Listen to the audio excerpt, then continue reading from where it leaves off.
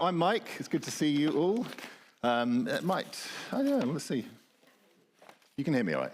Yeah, that's fine. This arrangement is wonderful, isn't it? It's not conducive to the kind of notes that I have, but there you go. We'll get by.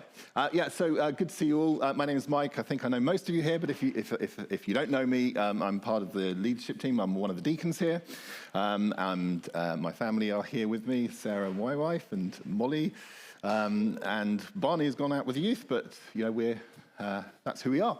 And I've been asked to talk about looking back and leaning forward, reflecting on the year, reflecting on our verse for the year that we kicked off with almost sort of 12 months ago, almost exactly 12 months ago. But as Adrian's already stated, it's a funny time of year, isn't it? It's an odd time of year. Never quite sure what time of day it is, what day of the week it is, etc. Can I move this forward? Yeah, it just feels like I'm sort of miles away from everybody. That feels a bit better. It's an odd time of year, but it's a time where we don't do the normal things, and so we get a chance to think. We get a chance to think about things that we don't normally think about. We have an occasion. We meet people that, that we've not seen for several months or weeks or even years, family, friends. We get together in a kind of different scenario. So we have occasion and we have time to think things through. And we also have an opportunity to think, okay, I could make a fresh start. It's that odd time. Most of us, whether we admit it or not, do actually spend some time reflecting about the past year and thinking about our hopes for the new year or our fears for the new year. Most of us will have a mix of failures and successes, achievements and regrets. Most of us have that kind of mix. Some of us will have had an incredibly bad year where it just seems to have been all bad. Some of us, it would have been an excellent year, and actually your fear is, will next year be as good? Will I be able to maintain the good stuff that happened this year? Personally, I've had a mixed year. It really depends on which lens I look at things through. If I look at through a financial lens, or I look at through a work lens, or a family lens, or whatever lens I look through, I can have very different feelings about the year and about the year that's coming up. But my feelings on the year will be very much affected by the lens that we look through. So I want us to look through, today, look through the lens of our spiritual journey. You know, what's happened in this past year on our spiritual journey. You know, social media is full of the kind of reflections every year, isn't it? Some of it's sort of kind of with dread. Brace yourselves. New Year's resolutions. Posts, in fact, are coming. And some of the social medias are quite cynical, aren't they? There's this one here, which caught my eye. December the 31st, the gym is empty. January the 1st, it's ram-packed, full. January the 2nd, empty again. How many have done that? Have signed up to the gym and lasted for maybe a week or two? I've done that several times. One particular time, I joined the gym at Barbican near college. And I was really into it, and then term started and realized that quite a lot of students go there as well. That was it. I'm sorry, I'm not going to be seen in my swimming trunks and sweats in front of my students, so I stopped. That was a good excuse to stop going. I think I would have stopped anyway. And there's some humour as well. This particular meme sort of piqued my fancy, this one, where basically if you rewrite your goals at the end of the year, you can have had a really, really successful year. Look at this one.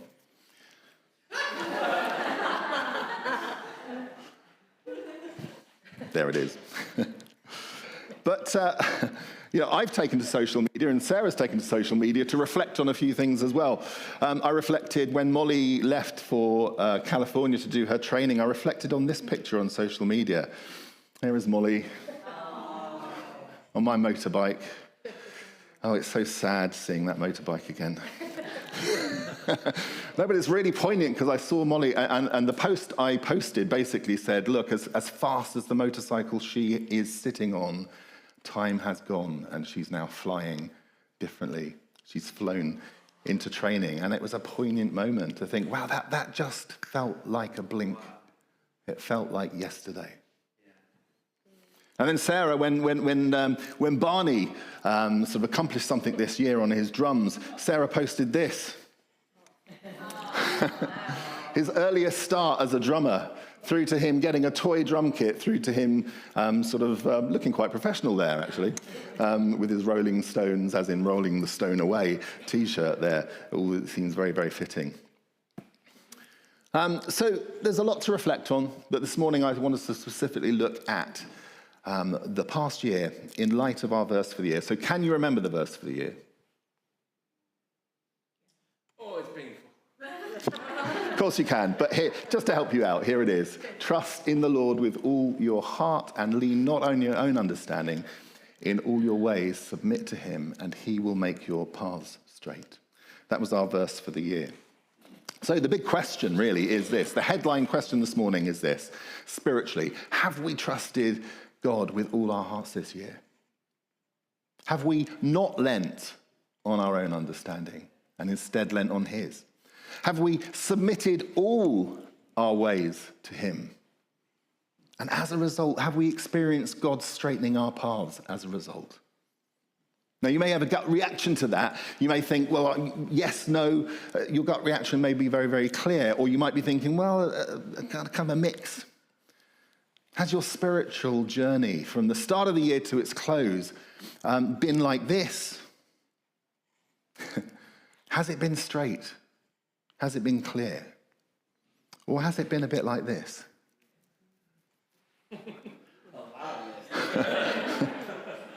I'll be honest with you.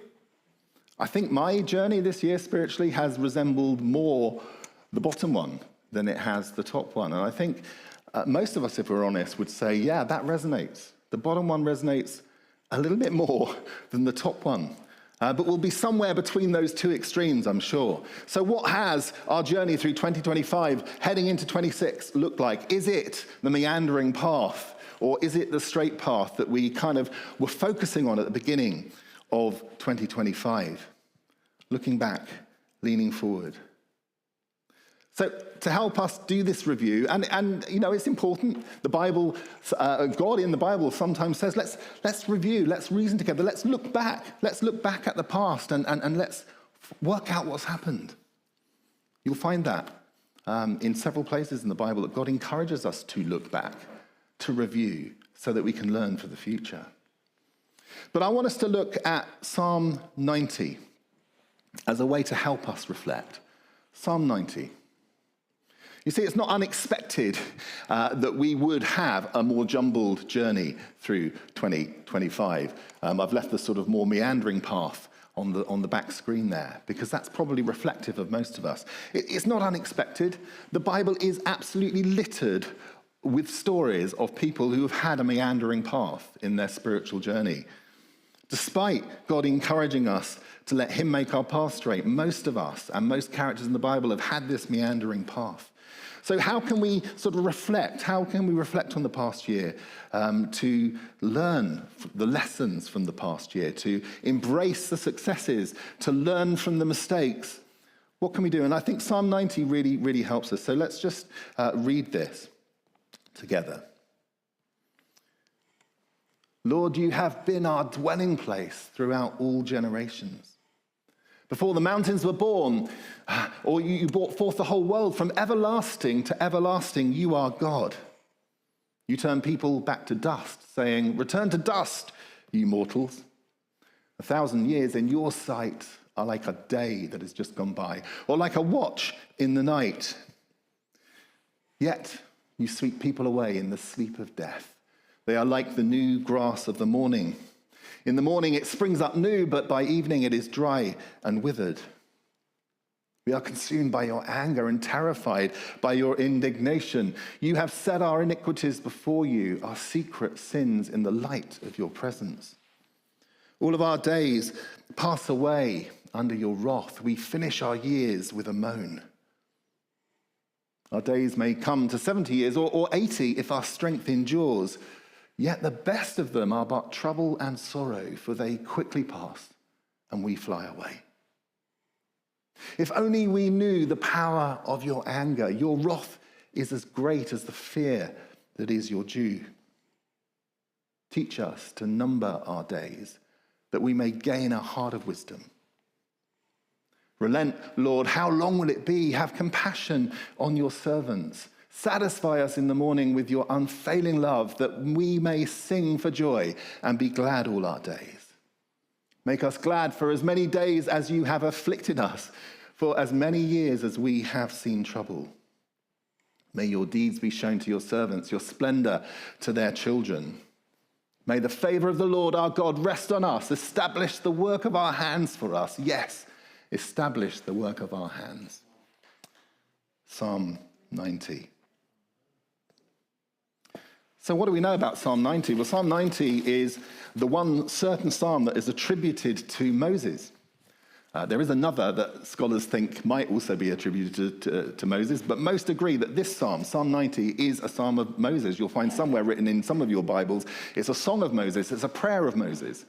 It's Moses, and this makes it really quite significant because this was written, we believe, after several things had happened to Moses, after most of the 40 years in the wilderness, after Miriam had died, after Aaron had died, after the people had complained for the 1000th time, after Moses had sinned with the waters of Meribah and a moment of anger disavows himself, disqualifies himself from entering the promised land, when Edom refuses to let Israel pass through its country. All of this stuff has happened.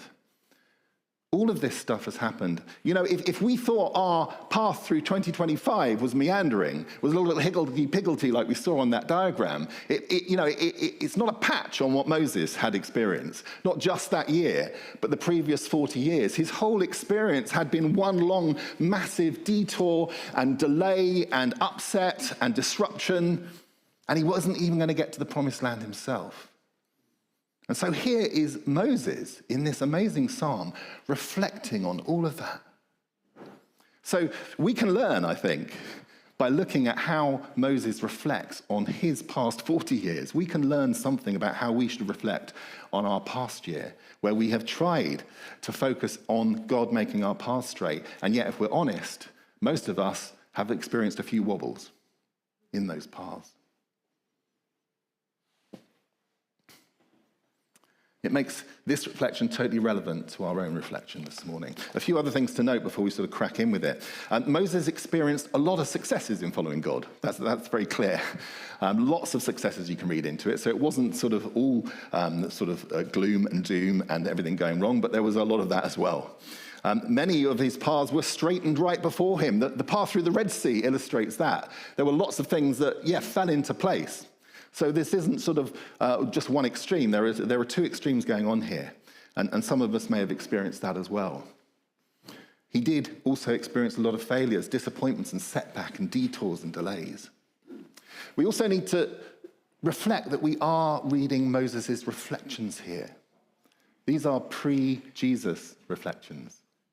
Moses was a great man of God, inspired by God, with the Holy Spirit. We owe so much to Moses. He's one of the revered sort of founding fathers of our faith. He's incredibly important. And yet we have one little advantage. One little advantage? You have one huge advantage on Moses, is that we have the revelation, the full revelation of God in Jesus Christ. And Moses did not have that. He had hints of it. He had probably a greater understanding of the coming Messiah than most other people of his generation. I believe he prophetically saw a lot into the future, but he didn't have that experience. And so some of these reflections are reflections of that don't sort of contain the same grace that we experience, or have the same freedom in Christ that we enjoy. So as we come to our reflection, I'm going to do it slightly differently. That's the worst thing a preacher or a service leader can ever say, is we're going to do things slightly differently today. But in doing things slightly differently, I'm going to give you lots of options, okay? So I've got this little booklet here, tiny little booklet. And in it, it's got space for you to write some reflections, okay? You don't have to do any writing if you don't want to. Okay, but I'm going to hand these round in a minute, or someone's going to hand them round for me. We've got some pens and pencils, but if you have your own, then please do use them. And it's an opportunity as we go through. I'm going to give some time. Normally what happens in the sermon is we expand scripture, and then at the end we give space for reflection. What I want us to do this morning is, as we go through each part of this psalm, I want us to give a space for reflection within the sermon. So more like a sort of small group setting. And you can use this however you want. You can just use it as just a sort of signpost, really, and not fill anything in at all. You can use it to, when it's time for reflection, you can sort of pair up if you want to, have a little discussion, mini discussion for 2 minutes or so as it's going on, or you can do it completely alone, and we just respect each other's wishes on that. There's no pressure from anybody. And like I say, you can write or you can just reflect. You don't have to. You can have your eyes closed. You can look at the screen when it comes to those reflection times. So use this time as we go through this psalm. Use this time as you feel led. But let's hand these round now. I've prepared more than we need. And there's some pens and pencils coming around as well. I should probably have one. We can come back in a minute. So as those go round,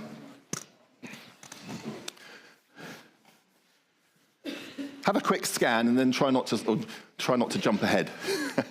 But what you'll see from that is there's sort of five things we're going to look at. 5 opportunities to reflect, and these all have been inspired by this psalm. There's no right or wrong way of doing this.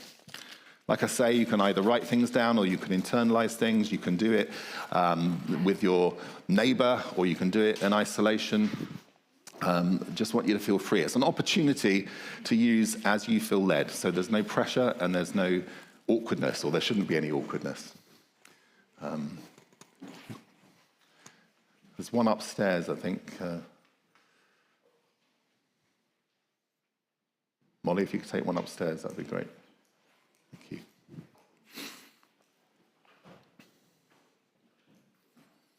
Okay, so we're going to crack in to the first reflection. So the first reflection that we see Moses sort of contain within the psalm is a reflection of gratitude.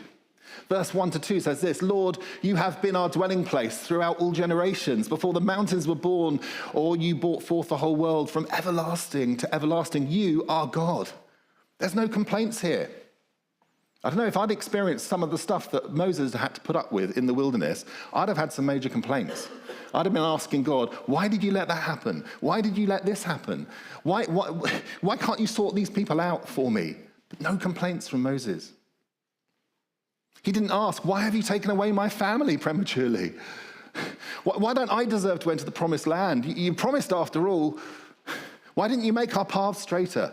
He doesn't say that. He doesn't reflect in that way. We may have experienced some tough times this year, but we need to be careful not to be questioning God about that in a negative way. Sometimes it's right to question God when we're seeking answers, but it's the attitude of heart that matters. And we see here in Moses that he does not have a critical attitude. He does not have a complaining attitude. His first response in reflecting on all of that rubbish that he's put up with is gratitude. He honors God with gratitude. He refers to God as his dwelling place. Dwelling place. That's quite an attribute given the circumstances. Does any of you like moving house? No. Anyone enjoy moving house? Okay. Well, okay, fair enough. Yeah. Generally, moving house is quite stressful, isn't it? Quite unsettling at times. Depends where you're moving to and from, of course, absolutely. I've moved about 8 times in my life. And do you know what? I've stayed settled for the last 20 years, but the thought of moving fills me with dread because of all that reorganization I'm going to have to do. All of that sort of having to deal with stuff. It fills me with dread. It seems like an incredibly stressful thing. But you know, the Israelites had moved 42 times in 40 years. 42 times in 40 years. They had no fixed place of abode. And here is Moses in that context saying, God, you have been our dwelling place. You have been our dwelling place. According to Exodus 33, like I said, the Israelites had moved 42 times in 40 years, yet Moses recognizes that a physical location is not the important thing. When we make God our dwelling place, our physical location doesn't matter. Whatever life throws at us, if we make God our dwelling place, we will be secure. Despite all that's happened, Moses losing his confidant, his protector in Miriam and his helper in Aaron, and losing his right to the promised land, and people complaining, despite all of that's happened, Moses recognizes the goodness of God. He's faithfully followed him through all the days of his life. He recognizes God's faithfulness, his goodness. Like many, Moses leans into the absolute goodness of God. And I would say to us this morning, if you've had a bad year or if aspects of your life have been bad this year, if you've looked at your path and thought it has not been straight, and I've tried, but it's not been straight, we need to reflect on the reality that God is ultimately good, is absolutely good. And the problem is not God. And we need to come and reflect on this year, first and foremost, out of gratitude, even if our circumstances seem like gratitude isn't appropriate. Gratitude before God.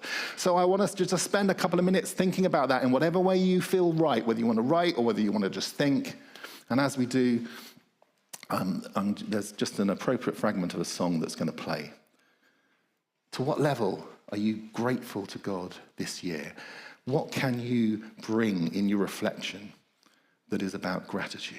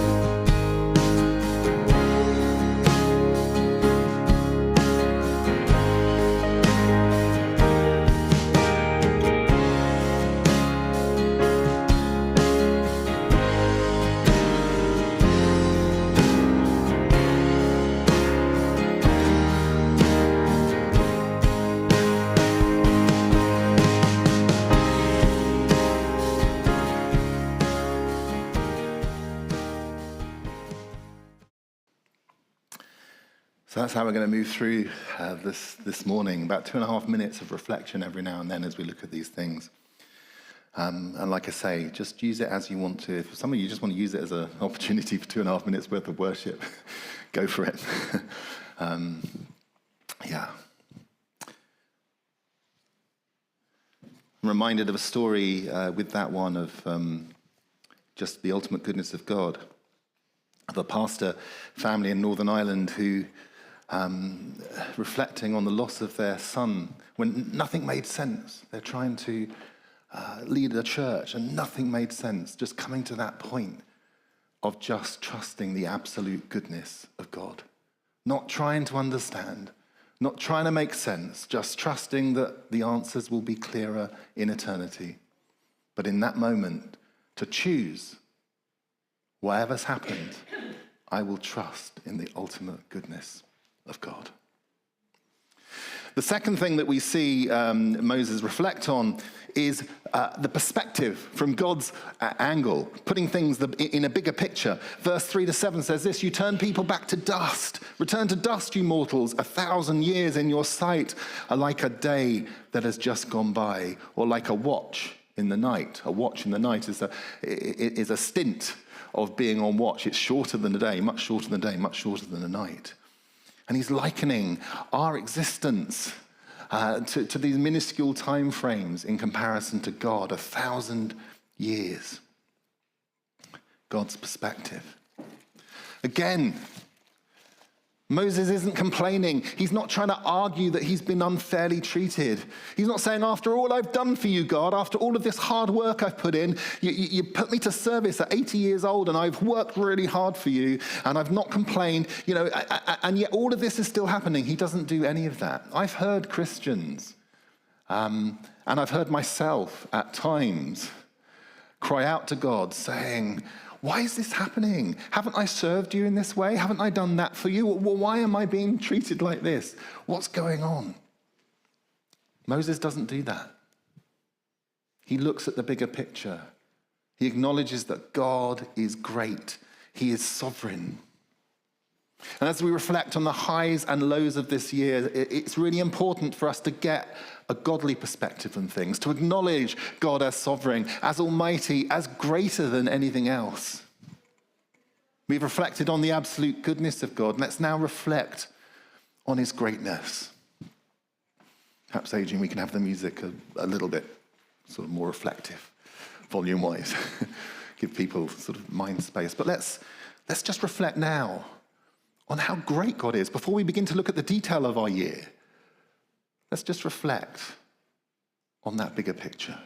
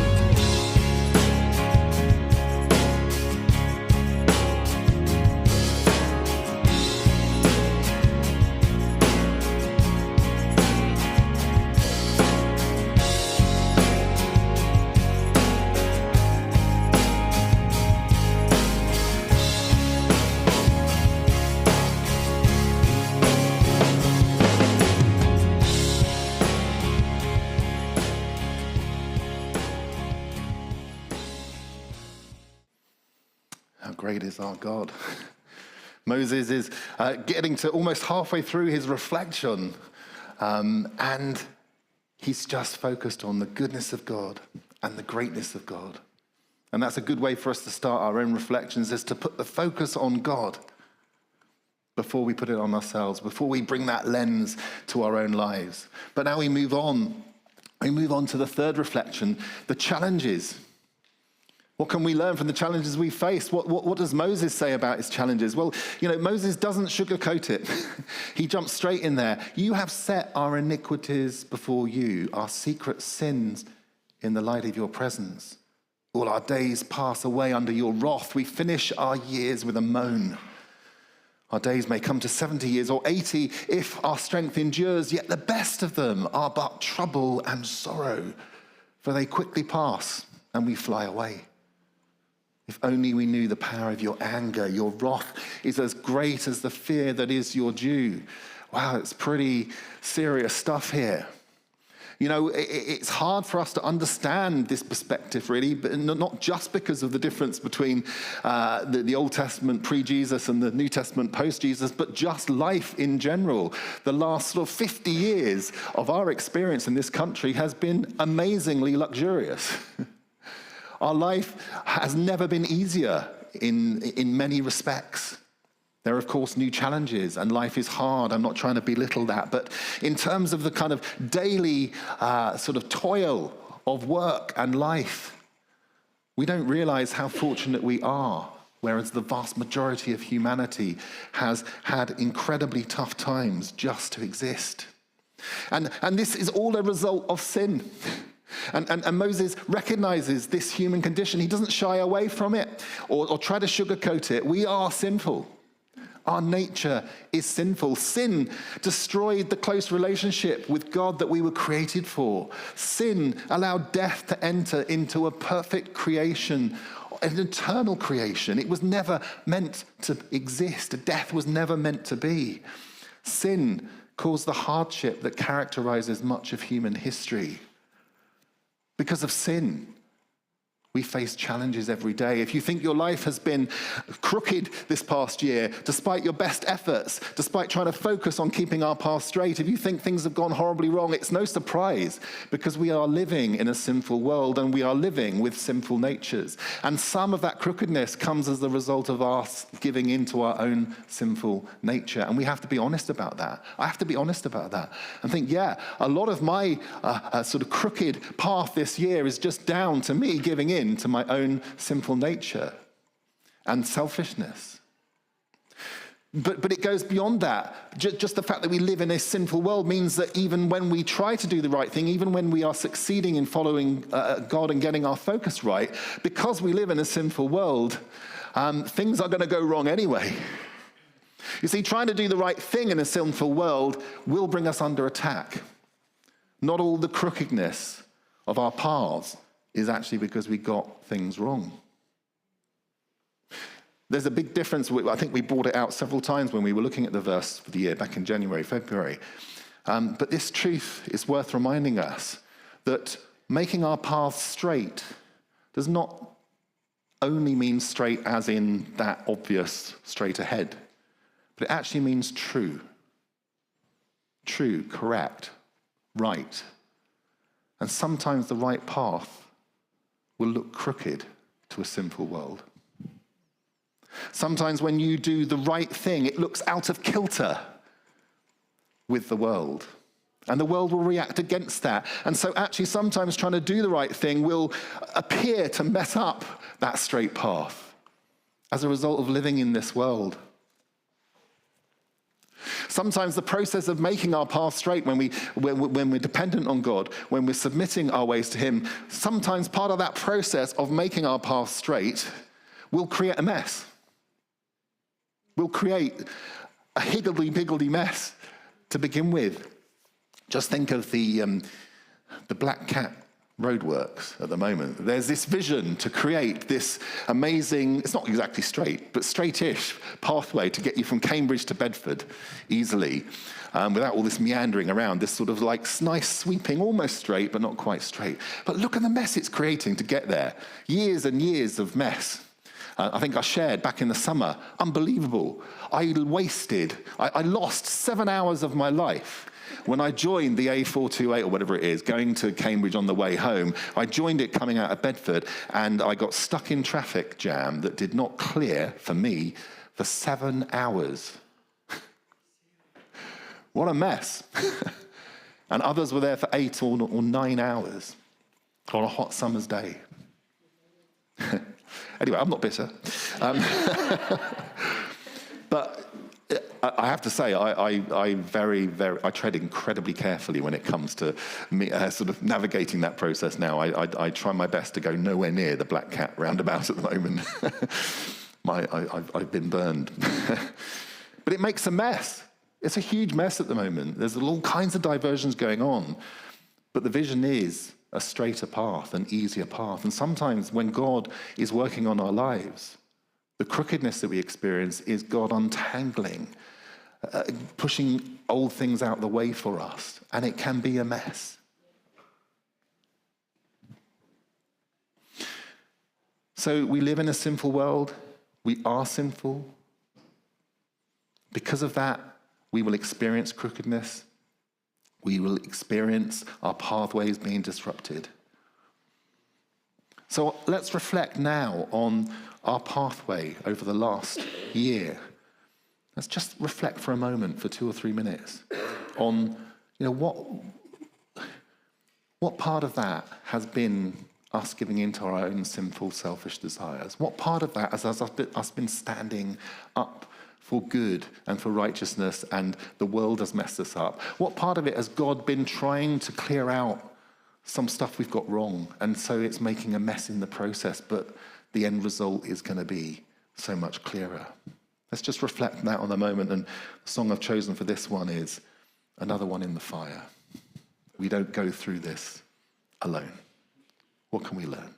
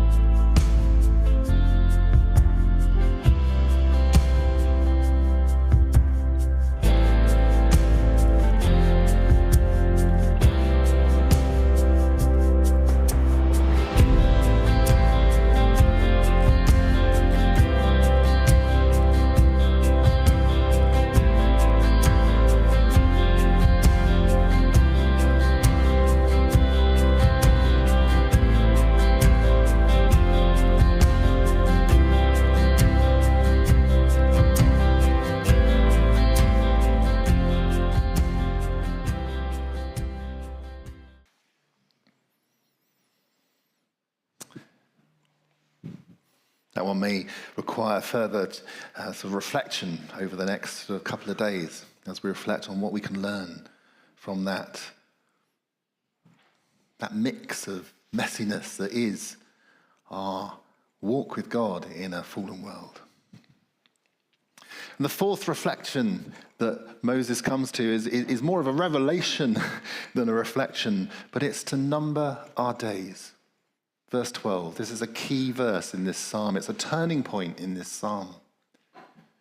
Because Moses has focused it on the goodness of God and his greatness, and then our extreme sinfulness and unworthiness in respect. And at this point, it's kind of like, wow, God is so great, we are so sinful. And it's kind of, well, where do we go from there? How can we possibly bring those two together? And here, Moses has a revelation, and we have a turning point. Verse 12, teach us to number our days that we may gain a heart of wisdom. Teach us to number our days that we may gain a heart of wisdom. Number our days. Well, I've got about 8,500 days left if I live to a sort of typical age of a man. That doesn't sound much, does it? But actually, if you go through and realize there's like 23,000 odd for a typical, and 28,000, what is it, from when you're a baby. When you look at the days, it doesn't seem much, and actually it reveals a reality. Our days are short. Our days are numbered. Having reviewed our failings in the light of God's holiness, we are given this way forward. And it seems, well, how does that give us a way forward? Actually recognizing the brevity of life. Recognizing the brevity of life is a path to wisdom. How is it? How? It's interesting, Molly came back with lots of stuff that she's been learning, and one of the things that sort of struck me that she's mentioned several times is this phrase that our life is but vapor, which comes from James 4. Now listen, you who say, tomorrow or today or tomorrow we will go and to this city, we'll spend a year there, we'll carry on business and we'll make money. Why, you do not even know what will happen tomorrow. What is your life? You are a mist that appears for a little while and then vanishes. Instead, you ought to say, if it is the Lord's will, we will live and do this or that. As it is, you boast in your arrogant schemes. All such boasting is evil. If anyone then knows the good they ought to do and doesn't do it, it is a sin for them. Our life is vapor, and beginning to understand that is a way to wisdom. When we recognize how little we have to play with, it makes us prioritize the most important things. In my life, I've had very close experience of people who, have come to their deathbed, have come to that realization that, I'm going to die. It's happening in the next couple of days, or it's happening in the next couple of weeks. And I have first-hand experience of knowing what that does to someone. It changes drastically their whole perspective. Their whole perspective changes. They only want to fill the rest of their days with the things that are important. They want to filter out all the stuff that isn't important. When we understand the brevity of our lives, that brings us to a place where we can prioritize the most important things. When we face death, we realize what's most important. Anthony Hopkins' character in the film Meet Joe Black, 1998 film, comes to this realization when he's facing his own death. He says, doesn't it go in a blink?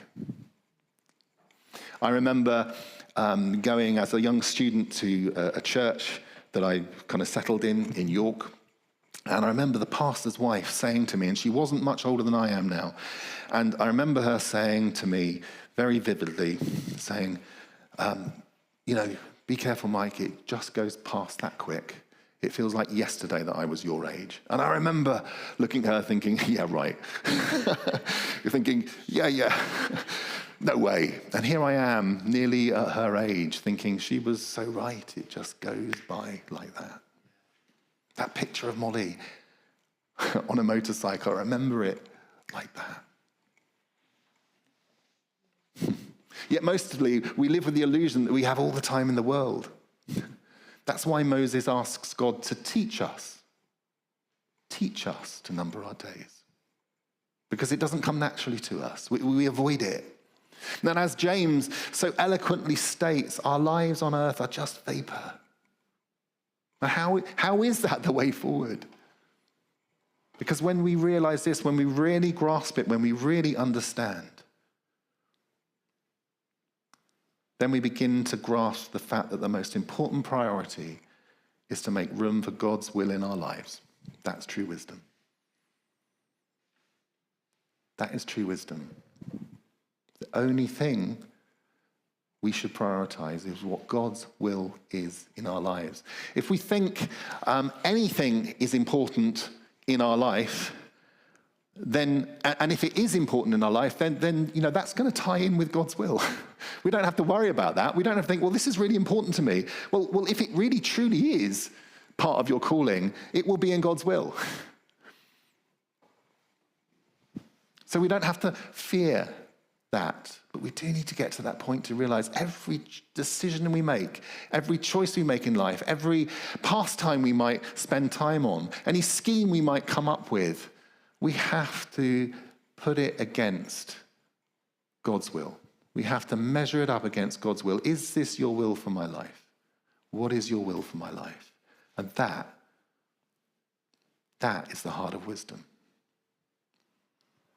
So let's reflect for the next couple of minutes. What have we done this year that perhaps didn't tie in with God's will, that put us off course? Some of those things we'll know instantly. Yeah, that was a waste of time. That was a distraction. Some things we won't be sure about and we're still not sure about, and so we need to pray for wisdom. Father God, teach us this context. What should I prioritize? The song to reflect to this against is Make Room.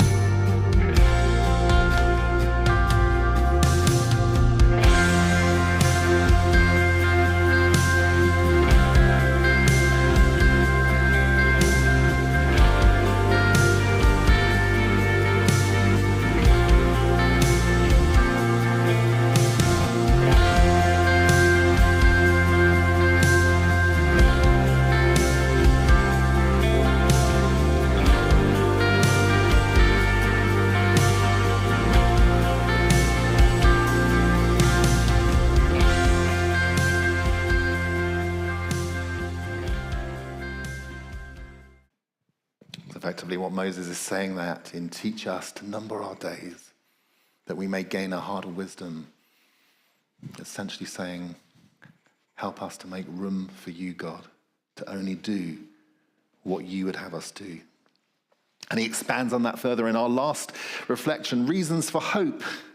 Reasons for hope, love, joy, and happiness. From verse 13 to the end. Relent, Lord, how long will it be? Have compassion on your servants. Satisfy us in the morning with your unfailing love, that we may sing for joy and be glad all our days. Make us glad for as many days as you have afflicted us. That's an amazing sentence, isn't it? Make us glad for as many days as you have afflicted us. Recognizing that those days, days are troublesome, they're afflictions, but make us glad in those days until we get to eternity. For as many years as we have seen trouble, may your deeds be shown to your servants, your splendor to their children. May the favor of the Lord our God rest on us. Establish the work of our hands for us. Yes, establish the work of our hands. See, armed with a clear perspective of the brevity of life, we're in a position to recognize what truly counts. And it's underpinned by this, the unfailing love of God. This is such a crucial narrative throughout the entire Bible, is the unfailing love of God.